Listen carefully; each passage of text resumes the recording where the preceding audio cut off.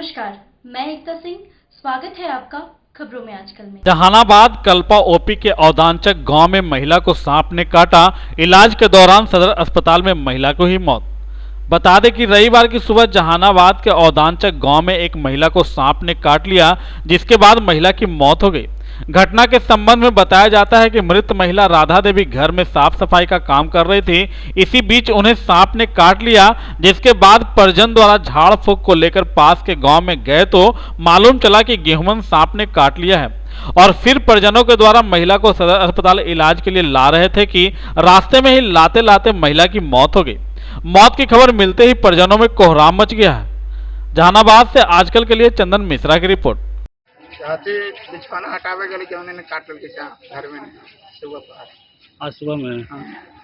देखे थे आप लोग सांप को न देखे गए झरवा वाला तन सब जब गाँव से तन सब अलग झड़ता पता लगाता है तो कहा कि गोहमन काट लिया है। कहाँ की घटना है? औदांचक। क्या कर रही थी? बिछवाना तीर दिया बाहर के लिए लिपे लगा 4 दिन था लिपे के अथी ने उहे उसको काट लिया। काटा तो आके रोवे लगा तो उहे झटपटन लेके चल गए हैं। खाली झरवा के आवे नहीं ऐसा घटना हो। क्या नाम था इनका? राधा देवी। आपका नाम क्या हुआ? सर्जिक भी। कौन है?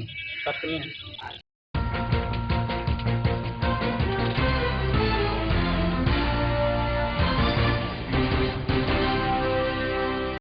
जहानाबाद के काको थाना अंतर्गत बेदौली गांव में एक कलयुगी पुत्र ने अपनी मां, बहन और भाभी को मारपीट कर बुरी तरह से जख्मी कर दिया है। घायल सभी लोगों को इलाज के लिए जहानाबाद सदर अस्पताल में भर्ती कराया गया है, जहां सभी लोगों का इलाज जारी है।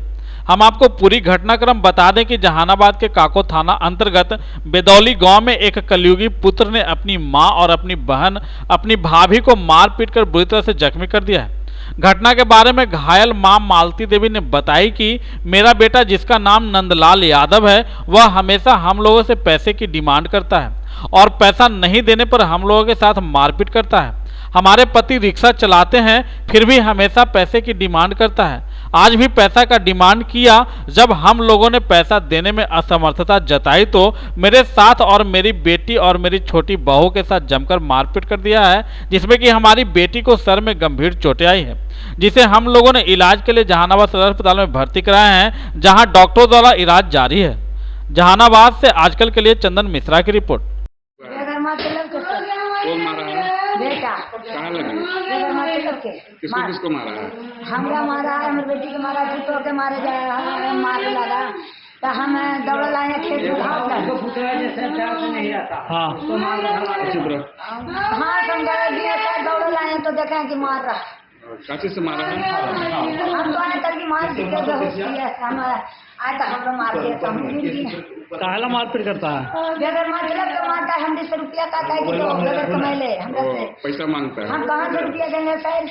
अपना बेटा है? हाँ, हम कहाँ से देंगे? हम मर्दन अभी बाहर बकाले है, इसको चलाते 2 रुपया। कहाँ घर हुआ आपका? अच्छा, आपका क्या नाम हुआ? मालती देवी। बेटा का कुछ नाम है?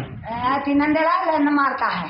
नंदलाल मारता है? हाँ, और मेहरारू पिटवाता है। बेटी का कुछ नाम है? प्रतिमा कुमारी। अब तो के एक आरती कुमार।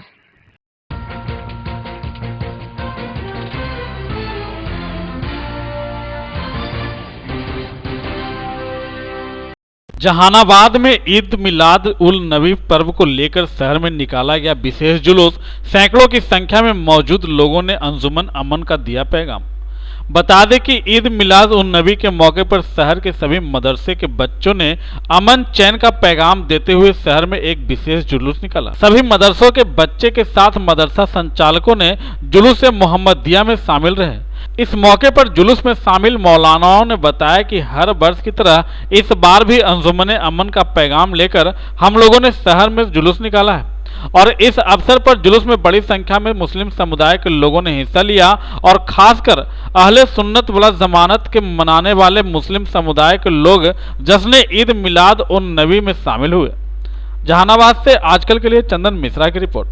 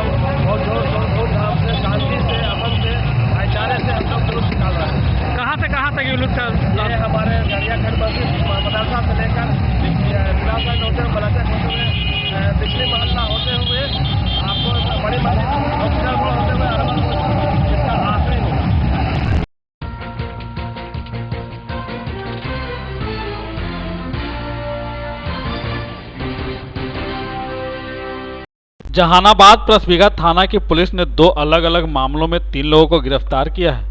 तीनों गिरफ्तार व्यक्तियों को सभी प्रक्रिया पूरी करने के बाद कोरोना जांच के लिए सदर अस्पताल भेजी, जहां से कोरोना जांच कराने के बाद तीनों अभियुक्तों को जेल भेज दिया गया है। हम आपको बता दें कि सुधीर मांझी और करीमन मांझी को शराब पीने एवं बेचने के आरोप में प्रसबीघा थाना की पुलिस ने गिरफ्तार किया है। वहीं मुन्ना कुमार पर छेड़खानी के आरोप में एफआईआर दर्ज हुआ था, जिसमें वह फरार चल रहा था, जिसमें प्रसबीघा थाना की पुलिस ने फरार चल रहे मुन्ना कुमार को भी गिरफ्तार कर लिया है और जेल भेजने की प्रक्रिया में कोरोना जांच के लिए सदर अस्पताल भेजा, जहां से सभी प्रक्रिया पूरी होने के बाद तीनों अभियुक्तों को जेल भेज दिया गया है। जहानाबाद से आजकल के लिए चंदन मिश्रा की रिपोर्ट। 2 आदमी की गिरफ्तारी है दारू रखने में, लेकिन दारू रखने बना रहा था लोग बेचता, बनाने और बेचने में 2 आदमी की गिरफ्तारी है। एक आदमी और है सर? एक आदमी है तो ये थोड़ा सा परे का केस है, लेकिन ये छेड़खानी में, मतलब छेड़खानी तो यह नहीं था, लेकिन छेड़खानी का आरोप है तो उसी में इसको मेडिकल के लिए यहाँ लगाए थे सर? हाँ, मेडिकल में यहाँ लाए हैं, आपको पूरा जाते जेल जा रहा है। हाँ, पूरा जाके फोटो प्रस्तुत करने के लिए।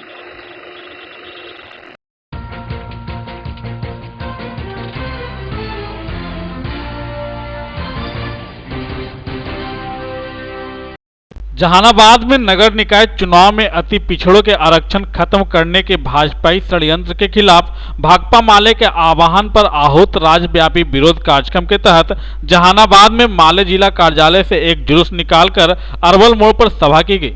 विरोध मार्च का नेतृत्व भाकपा माले के जिला सचिव श्रीनिवास शर्मा तथा घोसी विधायक रामबली सिंह यादव ने की। अरवल मोड़ पर उपस्थित जनसमूह को संबोधित करते हुए नेताओं ने कहा कि हाई कोर्ट का फैसला बहुत ही निराशाजनक व दुर्भाग्यपूर्ण है। भाजपाइयों के आरक्षण विरोधी साजिशों का शिकार हुआ है। नामांकन के बाद चुनाव को हाई कोर्ट के फैसले के तहत चुनाव आयोग द्वारा रद्द करने से स्थानीय स्तर पर लोकतांत्रिक प्रणाली पूरी तरह से प्रभावित हुआ है। बड़े पैमाने पर आर्थिक नुकसान भी हुआ है। 2007 से आरक्षण के तहत चुनाव हो रहा है। 2000, 2012, 2017 में लगातार नगर विकास मंत्रालय भाजपा के पास ही रहा है। 2010 में सुप्रीम कोर्ट के फैसला आया, तब भाजपा ने आयोग गठित क्यों नहीं किया। इस बार भी निकाय चुनाव की प्रक्रिया भाजपा जदयू सरकार में ही शुरू हुई है। दरअसल सत्ता से बेदखल होने पर भाजपा बौखला गई है। संघ भाजपा के आरक्षण विरोधी हरकत पुराना है। संघ परिवार और भाजपाइयों का अति पिछड़ा दलित आदिवासियों के आरक्षण को खत्म करने का हमेशा से षड्यंत्र करते रहे। जहानाबाद से आजकल के लिए चंदन मिश्रा की रिपोर्ट। नगर परिषद और नगर पंचायत का जो चुनाव था अंतिम मुकाम पर था, वोट डालना 10 तारीख को था और ये नवमी के दिन एक कोर्ट खोला गया और इसको रद्द कर दिया गया और अब कहा जा रहा है कि अति पिछड़ा का कोई आरक्षण नहीं रहेगा। ये भाजपाई साजिश है, इसके तहत ये कार्रवाई हुई है और नहीं तो 2007 में चुनाव हुआ, 2012 में चुनाव हुआ तो कोई दिक्कत नहीं था। अब इनकी सरकार नहीं है तो ये साजिश कर रहे हैं। इसी तरह का साजिश जो दलित एक्ट है और दलित एक्ट को हटाने के लिए पूर्व में किया गया था, जिसमें ये सफल नहीं हो सके थे।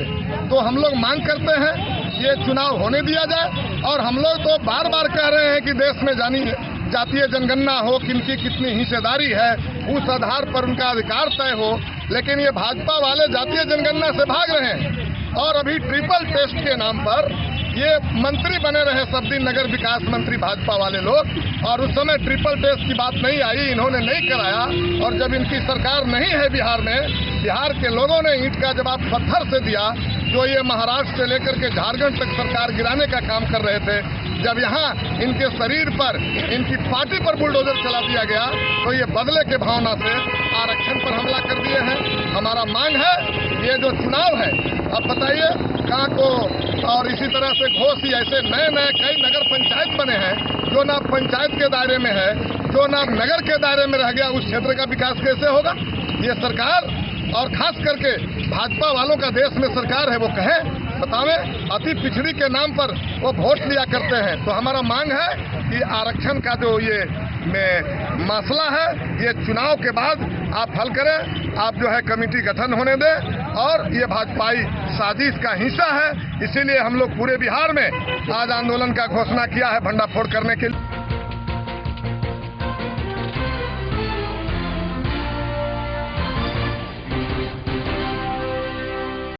जहानाबाद में बिहार तकनीकी सेवा आयोग के द्वारा 3270 आयुष चिकित्सकों की नियमित बहाली प्रक्रिया को 2 वर्षों से भी ज्यादा समय से अनावश्यक रूप से विलंब किए जाने के विरोध में Ayush services association of Bihar के आह्वान पर हो रहे आंदोलन का तीसरा चरण में जिला मुख्यालय में भी आयुष चिकित्सकों द्वारा नियमित बहाली में हो रहे अनावश्यक विलंब के विरोध में अस्पताल मोड़ से समाहरणालय तक कैंडल मार्च निकाला गया।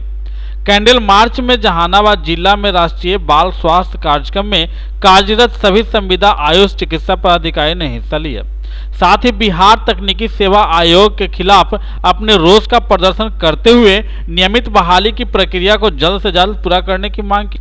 आयुष चिकित्सा पदाधिकारी के द्वारा यह भी बताया गया कि आंदोलन के अगले चरण में 14 अक्टूबर को बिहार के सभी आयुष चिकित्सक पटना पहुंचकर बिहार तकनीकी सेवा आयोग का घेराव करेंगे।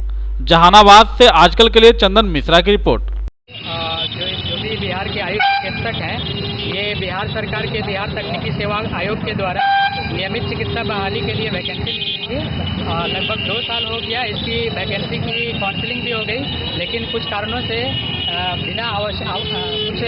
इसको रिजल्ट पोस्टिंग नहीं दिया जा रहा है। हम लोगों को बार बार सरकार के समक्ष और जो प्रधान सचिव हैं उनके समक्ष हम लोग अपनी मांगों को रख रहे हैं कि हम लोगों की नियमित बहाली को अविलंब तुरंत किया जाए, लेकिन इसके बावजूद भी बिना वजह के सरकार इस पर डिले कर रही है, जिससे हम सभी आयुष चिकित्सकों के बीच में द्वेष फैल रहा है। क्या मुख्य मांग है आप लोगों का? हम लोगों की मुख्य मांग ये है कि हम लोगों का जो बहाली के प्रक्रिया में जो भी काउंसलिंग हो चुकी है और उसको जिनका रिजल्ट हो चुका है उनको अविलंब पोस्टिंग दे करके उनके कार्य को लिया जाए। क्या नाम हुआ आपका? मेरा नाम डॉक्टर मोहम्मद निजामुद्दीन है और मैं जहानाबाद में घोसी प्रखंड में कार्यरत।